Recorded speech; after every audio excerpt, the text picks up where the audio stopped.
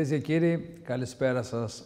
Όπως σας είχα προαναφέρει, βρισκόμαστε στην Πάφο, όπου σήμερα σε μια ηλιόλουστη ημέρα έχω την χαρά και την τιμή να βρίσκομαι δίπλα μου, εδώ κοντά μου, στη διπλανή καρέκλα, με έναν πολύ γνωστό ακτιβιστή μιας πολύ καλής και φίλης χώρας, και μιλάμε για τον κύριο Ιωσέφ Χαντάντ, ο οποίος για ένα διήμερο θα βρίσκεται στην Κύπρο με σκοπό να ενημερώσει τους Κυπρίους πολίτες, τους αδελφούς μας εδώ πέρα, για όλα αυτά τα οποία συμβαίνουν στη Μέση Ανατολή.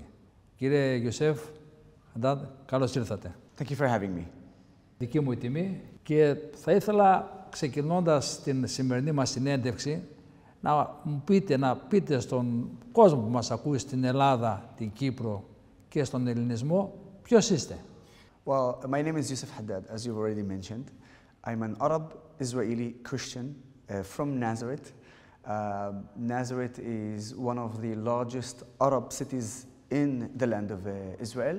And today I am a journalist and a social activist working to bridge gaps between Jews and Arabs in Israel and integrate the Israeli Arab society into the Israeli society, and also tell the truth about the world when it comes to the land of Israel and the state of Israel. Χαίρομαι που είσαι από την Ναζαρέτ, μια ιστορική πόλη και ειδικά για εμάς τους χριστιανούς. Και θέλω να σε ρωτήσω, αφού πρώτα σε συγχαρώ για την δράση σου, η οποία είναι πάρα πολύ γνωστή, και πραγματικά χαίρομαι που έχω απέναντί μου έναν τέτοιον δυναμικό άνθρωπο όπως είσαι εσύ, Ιωσέφ.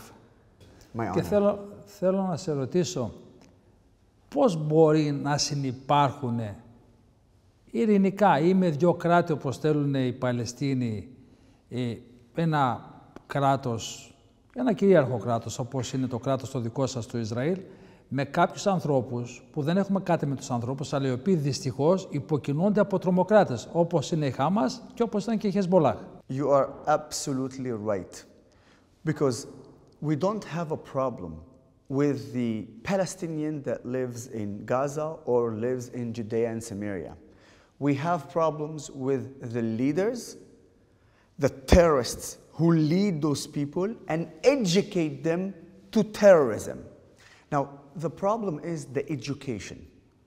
If you go to Gaza, you will see 2 million people educated to hate and destroy Israel from age 4 to age 18. This is what they are taught. Now, I was in Gaza a few months ago.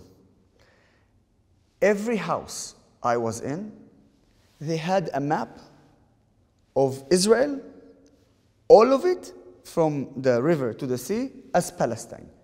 There is no place for Israel, only Palestine. How can you live in peace with people who say you don't exist? Σύμφωνα με αυτά που μου λες, καταλαβαίνω ότι η συνύπαρξη των δύο λαών, του φίλου για μένα και για όλον τον ελληνισμό, Ισραήλ, λαό του Ισραήλ, πανάρχαιος λαός, και των φίλων Παλαιστινίων μας, είναι πάρα πολύ δύσκολη η συνύπαρξη, εκτός και από ό,τι καταλαβαίνω αλλάξει η εκπαίδευση αυτών των ανθρώπων και αποδεχτούν τη συνύπαρξη και την αναγνώριση του κράτους σας. Of course it has to change. You start from education.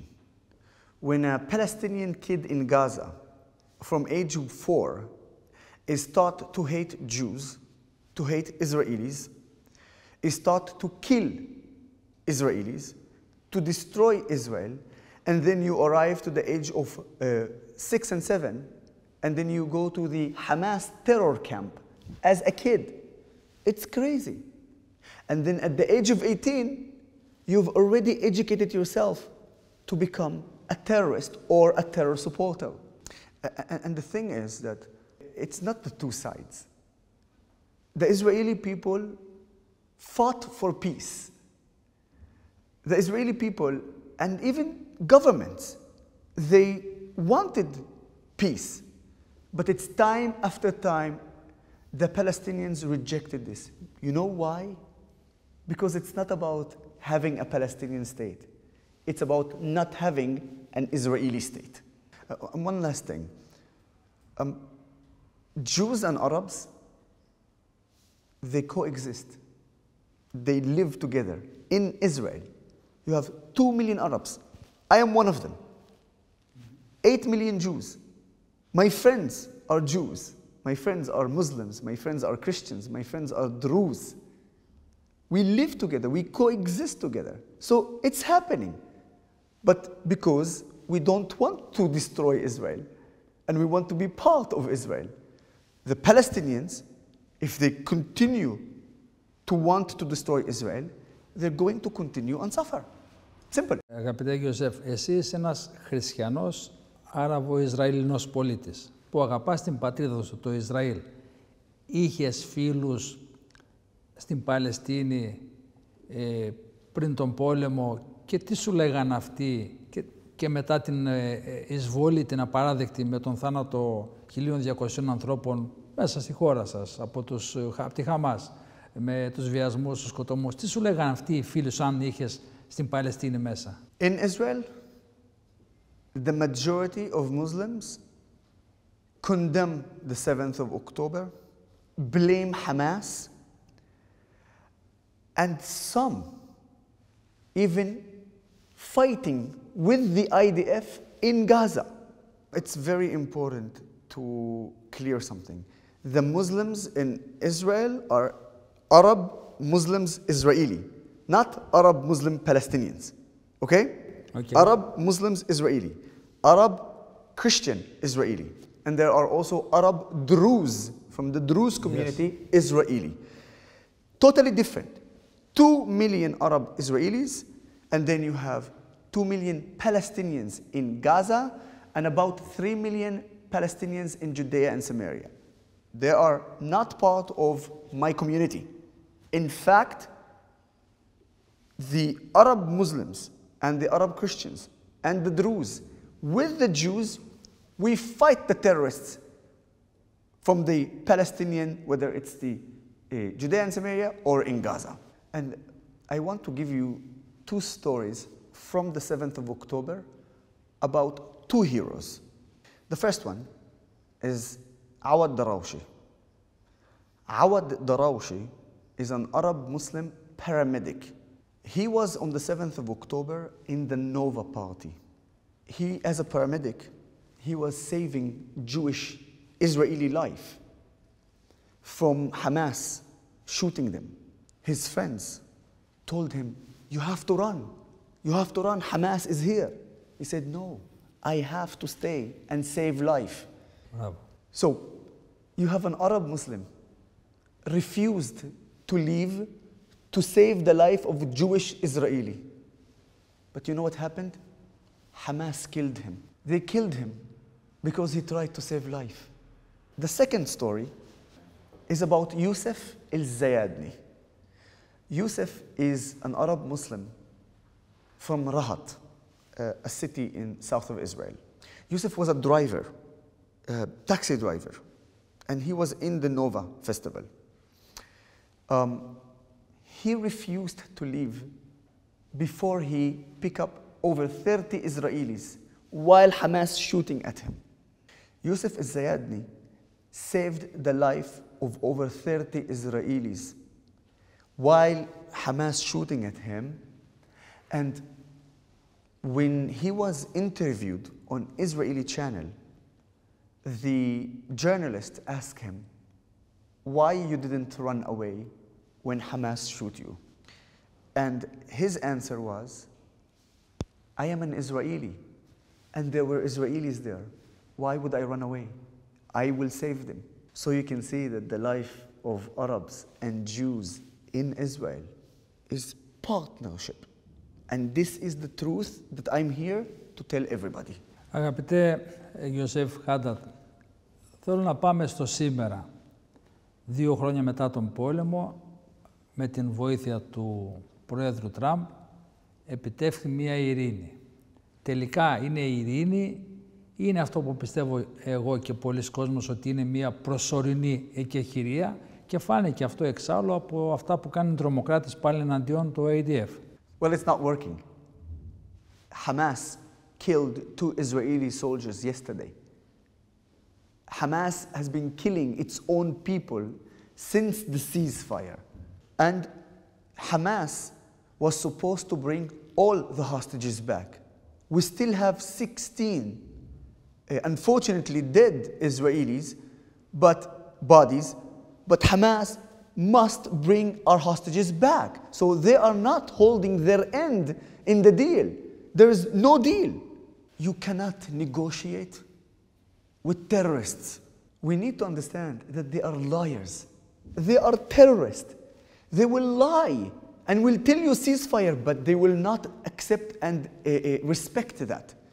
If it was up to me, today, I would bomb Hamas with all my power to send a clear message. You do not negotiate with terrorists, you destroy terrorists. Λες θα βομβάρδιζες τη Χαμάς. Εδώ όμως έχουμε την επιστροφή εκατοντάδων χιλιάδων ανθρώπων σε κατεστραμμένες πόλεις που δεν μπορεί να ζήσει κανείς.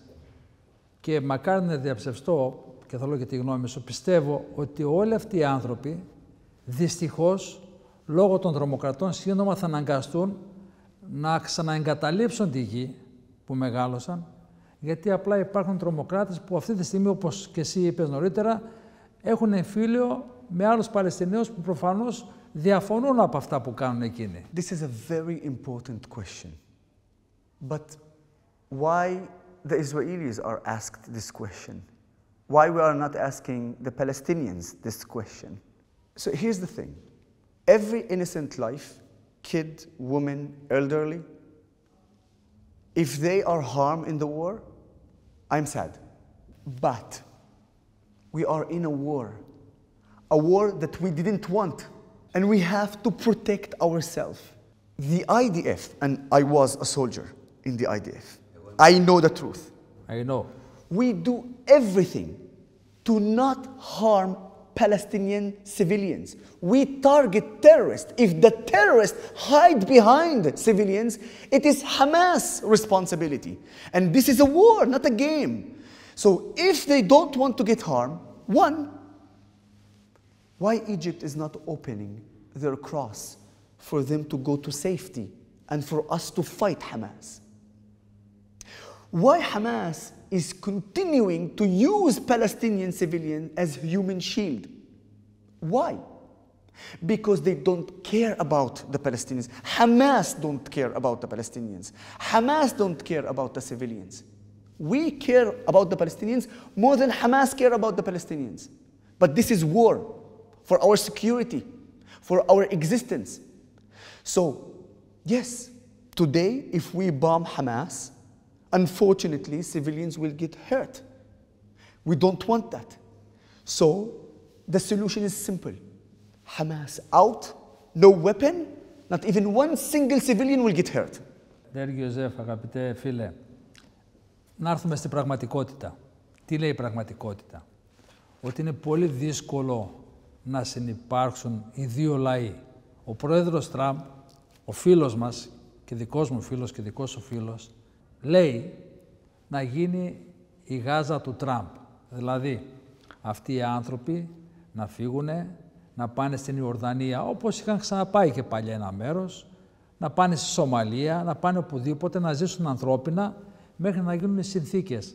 Σου αρέσει το σχέδιο Τραμπ για τη Γάζα του Τραμπ? Well, first of all, we have to be realistic. We want to be realistic. And the fact is that the Arab world will not allow this. It's good to speak and talk, but you can see that even during the war, Egypt did not open their cross to let Palestinian refugees go to Sinai, for instance. By the way, do you know why Egypt did not open the cross? Sisi, the Egyptian president, he says, we did not want to open the cross, the border, because we wanted the Palestinians to stay in their land. Nonsense. Every Egyptian on social media said the truth. He said, we don't want the Palestinians from Gaza to come to Sinai because we don't want their dirty behavior in our country. Now, this is not me saying it. I'm just saying what the Egyptians said on social media, what the president of Egypt is not willing to say because he knows that if he said it, everybody will look at him in a very strange way. How come you speak like this? Despite that everybody thinks that. Everybody. The only realistic solution is the fact that Israel, and it's a three-step plan the way I see it, okay? Step one, total military occupation of Gaza, okay? Mm-hmm. Step two, destroy completely every single member of Hamas. Step three, moving to what I call it a cooperation between the military and the Palestinians who are staying in Gaza until both the education change and security is stable, and then we can withdraw from Gaza and leave Gaza to the Palestinians to live there and to say we will not harm Israel and we will not educate to destroy Israel. If they do that, they will live in peace and then can build as much buildings as he wants in Gaza. But if they don't do that, we have the right to attack time after time and to stay in Gaza until they change and agree to live next to Israel. Any plan with Turkey, with Egypt, with Qatar, that brings forces to be in Gaza, it's a plan for a future destruction of the security of Israel. I do not trust Erdogan, I do not trust the Prince of Qatar, and I do not trust certainly anyone but Israel and the IDF. Όλα αυτά που λες είναι σωστά, αλλά πιστεύεις εσύ ότι τη στιγμή που οι Παλαιστίνοι κάνουν 6, 7, 8 και 10 παιδιά το ζευγάρι και εσείς ως λαός νομίζω ότι είστε 2-3 παιδιά. Πώς είναι δυνατόν να ανταποκριθείτε αύριο μεθαύριο στη μεγάλη πίεση των Παλαιστινίων από τη στιγμή που δεν θα γίνει κάτι ώστε να μειωθεί ο πληθυσμός εκεί πέρα για αυτούς που θέλουν να φύγουν, δεν λέω με το ζόρι, και να αναλάβετε εσείς την ασφάλεια του οποιοδήποτε Παλαιστινιακού κράτους. In Israel, you have 2 million Arabs and 8 million Jews, okay? So in the borders of Israel, there isn't any problem. The problems are whether it's in Judea and Samaria or in Gaza, but it's totally separated. There's borders in Gaza. You can't reach Israel unless you do what you did on the 7th of October and you invade and you massacre and you kill, which is a big problem. They can do whatever they want. They can by the way, I've never seen in my life people calling for genocide, and the numbers before the 7th of October, there were 2 million Gazans. Mm-hmm. The numbers today, yeah, still 2 million. So I don't know how it's genocide, yeah? Because you said it right, yes. They bring a lot of babies. And also they celebrate, yeah? Who celebrates a genocide? Which is another very good point. Regardless to that, we don't care about the numbers. We are strong, we have a strong army, we have a very successful and smart people, and sometimes quality is much better than quantity. Πώς αισθάνεστε που πολλοί σας χαρακτηρίζουν σαν τους αρχαίους Σπαρτιάτες, με δεδομένο το ότι αυτή τη στιγμή κάνετε και 4 και 5 πολέμους μαζί, και επίσης πώς αισθάνεστε όταν ζείτε στην χώρα σας και ξαφνικά χτυπούν στον αγερμή και πρέπει να πάτε στα υπόγεια καταφύγια? Okay, so first of all, this is a really important thing to say. The majority of Israelis do not run under the ground. We have a bomb shelter in the house. All the new houses in Israel, you have a bomb shelter. So basically for me, I was in the living room, and if there's a siren, I would walk 5 steps, go to the bomb shelter, which is my bedroom, close it, and I'm saying, by the way, I saw that in my own eyes. I visit almost every area that was hit by the Iranian ballistic missile. There was a hit on a building, a very high building. All the rooms who are bomb shelter rooms, nothing, clean. So the image of Israelis running, this is something that they create to show like we are scared. No, one, we are not scared. We are smart because we want to save our life. And two, most of us have bomb shelter in the house because Israel made a very strict law. Any new buildings, you must have bomb shelter. This is how it's important for the Israeli government to save lives. So this is as for the sirens. And you know what? In a way, we got used to it. Okay, you hear a siren. Okay, let's go to the bomb shelter. For the second, or the actual first part of your question, we fought 7 wars. Gaza, West Bank, which is Judea and Samaria, Yemen, Houthis, yes. Hezbollah, Syria, Iraq, Iranian regime, Iran. 7. And then... and 8, Turkey. so 8... Turkey. 8 is Turkey and the rest of the propaganda world. Okay? And we are still standing tall. Yes, I am proud of my country. I'm proud of the female and male fighters. I'm proud of the IDF. I'm proud of the Israeli citizens. There's no other country in the world that will fight like this and still stand tall. I could cry right now. I have goosebumps. And specifically about Iran, the war on Iran, we did this as a favor, not because we want our security, but it's also for the rest of the world. And everybody in the Western world, and also Emirates, Bahrain, Saudi Arabia, they, behind the scene, just thank Israel and say thank you for saving us from Iran.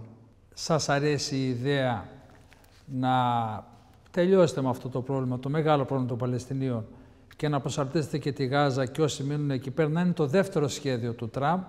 Τι είναι το δεύτερο σχέδιο του Τραμπ? Μία ζώνη με τα εργοστάσια, μία ζώνη που θα μένει ο κόσμος και η τρίτη ζώνη η παραλία, η Γάζα του Τραμπ. How about first destroy the terror tunnels under the ground, and then we start talking about hotels and factories and residents? Yes, yes. Look, you know, I really respect President Trump. He did so much. No President, King Trump. King Trump. Look, I really respect Trump. I think he did a lot to the Israeli people and the state of Israel. But we always talk about being realistic. Mm-hmm. And if you speak with Trump one-on-one, not on Twitter, you will see that it's completely different. He knows it's not realistic. And even if it is, we are talking about 20, 30 years from now. So what are we going to do for 20, 30 years? So that's why I am here with the realistic response. And the realistic response is very, very simple. Clear terrorism, clear Hamas, start talking with the head of the tribes in Khan Yunis, in Rafah, in Gaza City, Bet Hanun, all those places. The world needs to understand how the Palestinian society works. You will have one leader of a family, a tribe family, let's say El Masri, and this one leader is responsible for hundreds of people, if not thousands. So whatever he says, they will do. So we need to give them option. If you want your tribe and your family the hundreds of them, to live in peace. You need to live with peace with Israel. If you don't, you're going to bring war to your family. We don't want that. But if we are forced, we will do that. So basically what I'm saying is the hotels and the apartments and the factories all sound great, but it's nothing if the Palestinian will still want to destroy Israel after that. Σε αυτό το σημείο, φίλες και φίλοι, θα πάμε σε ένα μικρό διάλειμμα. Σε λίγα λεπτά και πάλι κοντά σας, εδώ με τον Άραβο-Ισραηλινό, χριστιανό παρακαλώ, Ιωζέφ Χαντάτ, τον πολύ γνωστό ακτιβιστή, για να συνεχίσουμε την κουβέντα μας, να δούμε τι γίνεται με το Ιράν, τι γίνεται με τη Χεσμολάχ, τι γίνεται με την Τουρκία και φυσικά να μάθουμε και τη γνώμη του αγαπητού μας φίλου για τον κύριο Μητσοτάκη, για τον κύριο Χριστοδουλίδη, για τον κύριο Αναστασιάδη.